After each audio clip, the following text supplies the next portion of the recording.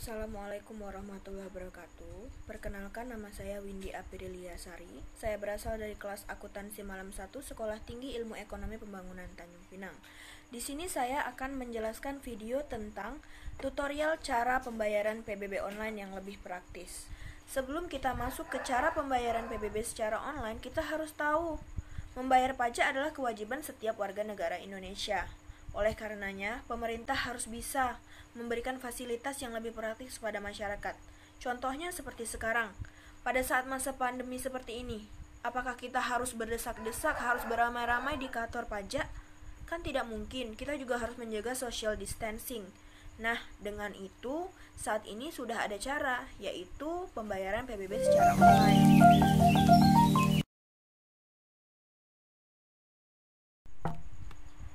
Nah, kita akan masuk ke beberapa cara pembayaran PBB secara online. Oke. Yang pertama yaitu cek PBB lewat website. Situs resmi untuk pengecekan PBB di setiap daerah itu berbeda.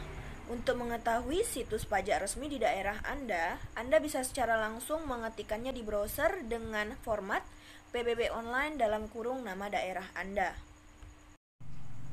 Setelah itu, pilih situs yang tepat. Untuk Anda yang berada di luar area Jabodetabek, memang lebih sulit untuk menemukan alamat situs yang tepat. Oleh karena itu, Anda bisa langsung mengeceknya saat Anda membayar PBB baik secara online maupun offline. Anda bisa mengetik di situ pencarian SPPT PBB dan Anda akan diarahkan ke laman untuk mengecek pajak Anda. Langkah selanjutnya adalah memasukkan nomor objek pajak atau NOP dan tahun pajak. Di sini Anda akan diminta memasukkan kode verifikasi sebelum informasi yang dicari muncul. Seperti ini ya. Berikut saya berikan contoh informasi PBB yang didapatkan secara online. Cara yang kedua untuk membayar PBB secara online yaitu cek PBB lewat aplikasi. Sebenarnya layanan pengecekan PBB aplikasi ini sudah tersedia, hanya saja masih mencakup daerah-daerah tertentu, belum seluruh Indonesia. Dan aplikasi ini hanya digunakan untuk pengguna Android. Yang pertama harus kita lakukan yaitu mengunduh aplikasinya lewat Google Play Store. Setelah kita mengunduhnya, cara yang kedua untuk mengeceknya hampir sama seperti yang pertama. Kita cukup memasukkan NOP dan tahun. Lalu kita klik kirim. Setelah kita klik kirim, data itu akan muncul di layar ponsel kita. Jika data sudah ditemukan, kita bisa melakukan pembayaran sesuai dengan tagihan. Nah, perlu diingat, aplikasi ini hanya bisa untuk beberapa daerah, yaitu yang pertama yaitu Kota Tangerang Selatan, yang kedua Kota Banjar, yang ketiga Kota Cilegon, yang keempat Kabupaten Majalengka, yang kelima Kabupaten Subang, yang keenam Kabupaten Kuningan, dan yang ketujuh Kabupaten Kota Bogor. Jika sudah melakukan pengecekan dengan dua cara di atas, kita bisa melakukan pembayaran PBB. Nah, selain dua cara di atas, kita masih mempunyai cara lain, yaitu cek PBB lewat SMS. Mengingat tidak semua kota memiliki fasilitas ke website atau aplikasi untuk pengecekan PBB, maka pemerintah pun menyediakan layanan menggunakan pesan singkat atau SMS.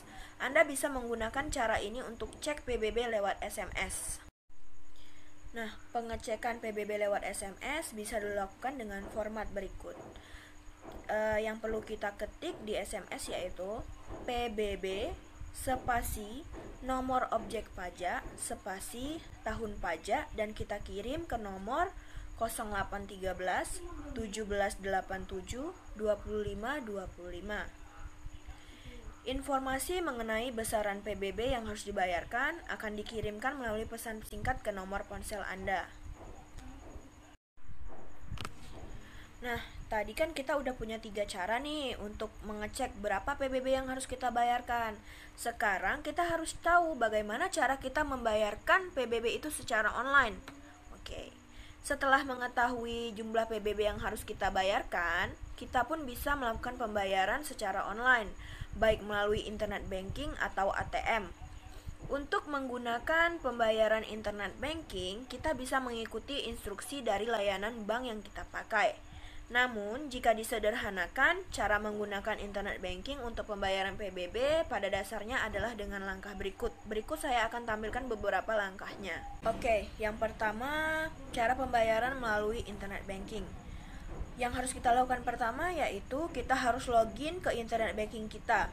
Setelah kita login, kita pilih fitur pembayaran. Setelah selesai memilih fitur pembayaran, kita akan melihat berbagai macam pilihan. Nah, di tahap ini kita harus memilih fitur PBB untuk melakukan pembayaran. Setelah melalui internet banking, kita juga bisa pakai cara lain, yaitu lewat ATM. Untuk melakukan pembayaran lewat ATM, kita bisa mengikuti langkah-langkah berikut. Yang pertama yaitu kita masukkan ATM ke mesin ATM.